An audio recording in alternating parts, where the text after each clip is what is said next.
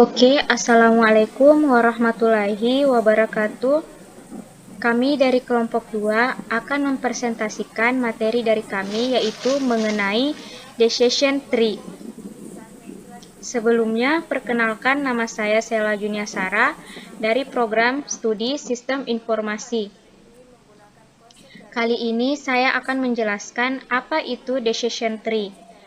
Decision Tree adalah diagram yang dapat digunakan untuk memvisualisasikan proses pengambilan keputusan dengan memetakan berbagai tindakan dan potensi hasil yang ada.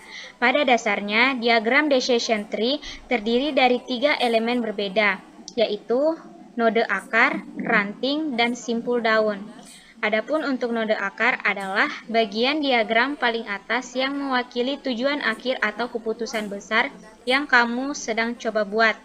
Adapun ranting adalah bagian cabang yang berasal dari akar dan mewakili opsi yang berbeda atau rangkaian tindakan yang tersedia saat membuat keputusan tertentu.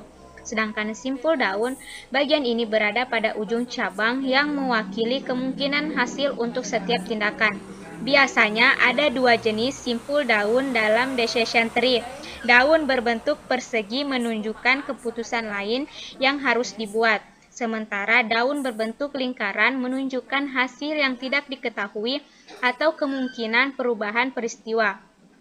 Ketika dibentuk, elemen-elemen ini akan menyerupai pohon. Itu sebabnya diagram ini lalu disebut sebagai Decision Tree atau pohon keputusan. Selanjutnya kita masuk pada elemen-elemen Decision Tree. Ada 3 elemen dalam satu Decision Tree, yaitu root node atau akar, branches atau ranting, dan leaf node atau daun. Akar tujuan akhir atau keputusan besar yang ingin diambil, sedangkan ranting adalah berbagai pilihan tindakan, dan daun yaitu kemungkinan hasil atas setiap tindakan. Biasanya ada 2 jenis leaf node, yakni yang berbentuk persegi dan lingkaran. Adapun untuk leaf node, persegi menyatakan keputusan yang diambil, sedangkan untuk lingkaran menyatakan hasil yang tidak pasti. Adapun Decision Tree adalah metode yang biasa dilakukan untuk mengambil keputusan-keputusan informal atau sederhana. Bisa kita lihat pada gambar. Di sini ada root node dan leaf node untuk decision node dan untuk subtree-nya. Selanjutnya kita masuk pada konsep Decision Tree. Konsep dari pohon keputusan adalah mengubah data menjadi pohon keputusan dan aturan-aturan keputusan. Bisa kita lihat pada gambar konsep pohon keputusan, di mana dimulai dari data, kemudian diproses menjadi Decision Tree, dan menghasilkan rule. Data dalam pohon keputusan biasanya dinyatakan dalam bentuk tabel dengan atribut dan rekor. Atribut menyatakan suatu parameter yang dibuat sebagai kriteria dalam pembentukan tree. Di sini bisa kita lihat ada tabel di mana ada sampel, atribut, dan kelas. Di sini untuk tabel nama adalah bagian dari sampel, sedangkan sikap di lingkungan, penghasilan, dan pekerjaan merupakan bagian dari atribut. Dan untuk tabel kelayakan kredit adalah bagian dari kelas.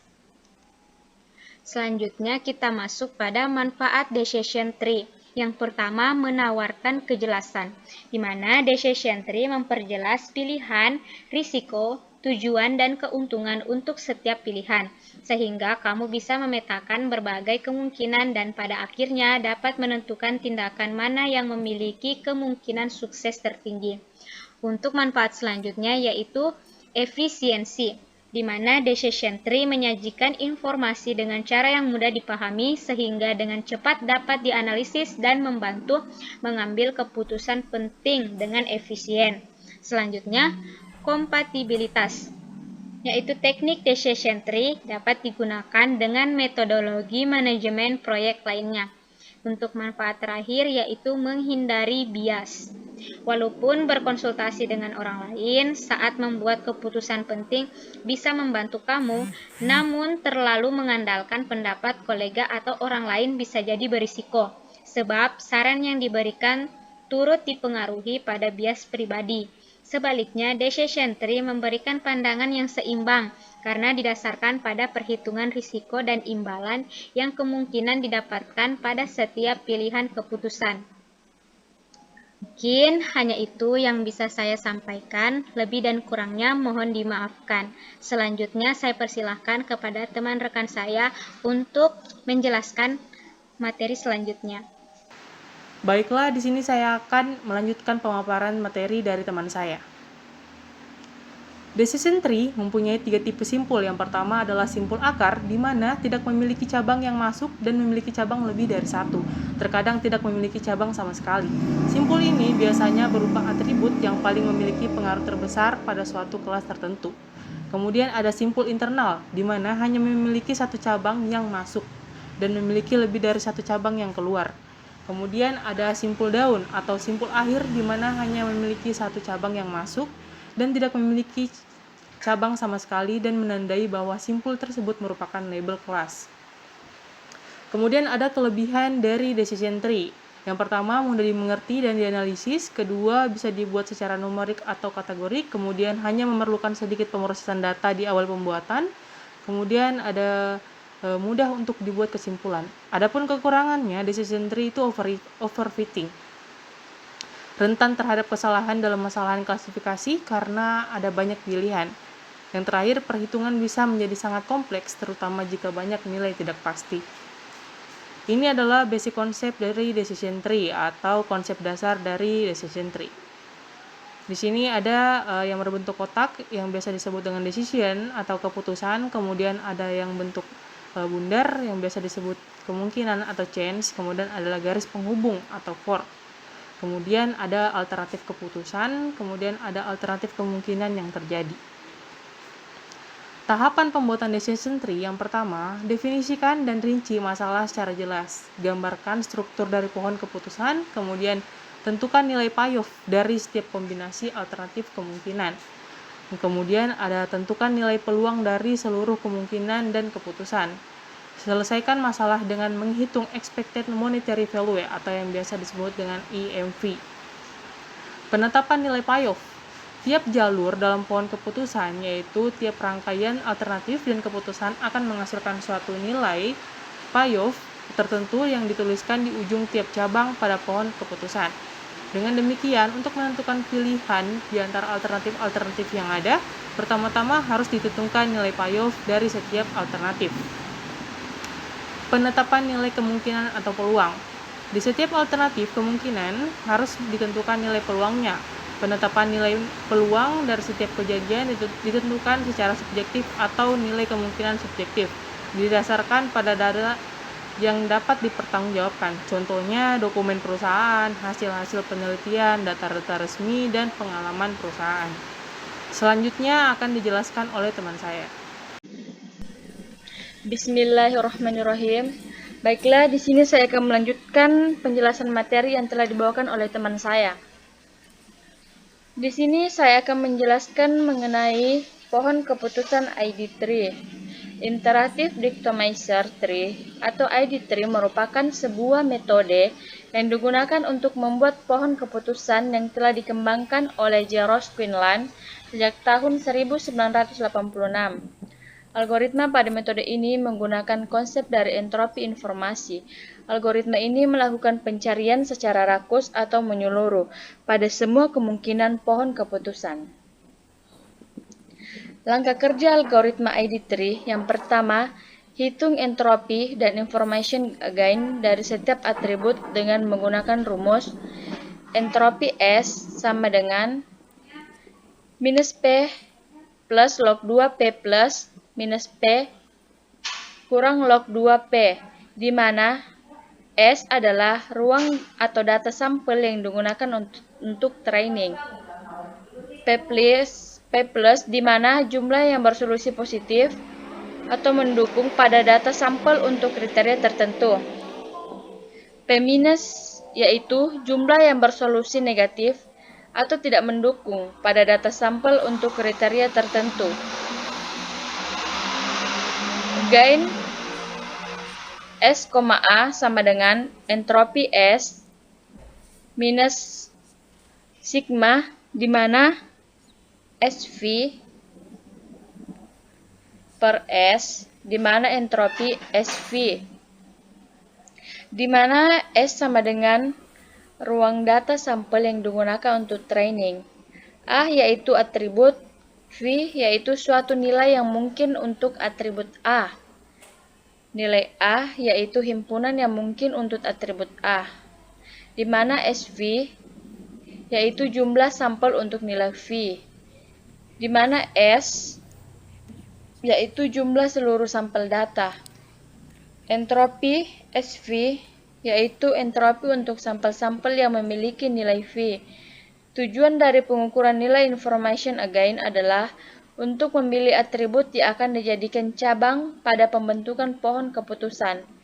Pilih atribut yang memiliki nilai information again terbesar. Yang kedua, bentuk simpul yang berisi atribut. Yang ketiga, ulangi proses perhitungan information again yang akan dilaksanakan sampai semua data telah termasuk dalam kelas yang sama. Atribut yang telah dipilih tidak diikutkan lagi dalam perhitungan nilai information again. Mungkin itu saja penjelasan dari saya. Selanjutnya saya serahkan kepada rekan kelompok saya. Terima kasih. Di sini saya akan melanjutkan materi selanjutnya. Nah, langsung saja kita ke materi selanjutnya. Sampel data yang digunakan oleh ID3 memiliki beberapa persyarat, yaitu yang pertama, deskripsi atribut nilai. Atribut yang sama harus dideskripsikan tiap contoh dan memiliki jumlah yang sudah ditentukan. Dan yang kedua, kelas yang sudah didefinisikan sebelumnya. Suatu contoh atribut harus didefinisikan karena mereka tidak dipelajari oleh ID3. Dan yang ketiga, kelas-kelas yang diskrip. Kelas harus digambarkan dengan jelas. Kelas yang kontinu dipecah menjadi kategori-kategori yang relatif. Misalnya saja, mental dikategorikan menjadi head. Yang selanjutnya, jumlah contoh atau example yang cukup. Karena pembangkitan induktif digunakan, maka dibutuhkan test case yang cukup untuk membedakan pola yang valid dari peluang suatu kejadian. Adapun di sini contoh kasusnya, asumsikan Anda mempunyai sejumlah dana untuk diinvestasikan pada dua alternatif proyek. Yang pertama, proyek A dan proyek B. Yang pertama, proyek A akan memberikan keuntungan 20%, sedangkan dengan nilai keuntungannya 50 juta, sedangkan peluang proyek B akan memberikan keuntungan 45% dengan nilai keuntungan 10 juta. Dibuatlah pohon keputusan untuk membantu Anda dalam mengambil keputusannya. Nah, langsung saja kita ke solusi kasusnya. Di sini ada pohon keputusannya, yaitu proyek A dan proyek B. Di proyek A suksesnya 0,20, gagalnya 0,80, dan sedangkan suksesnya itu 50 juta, sedangkan gagalnya 0.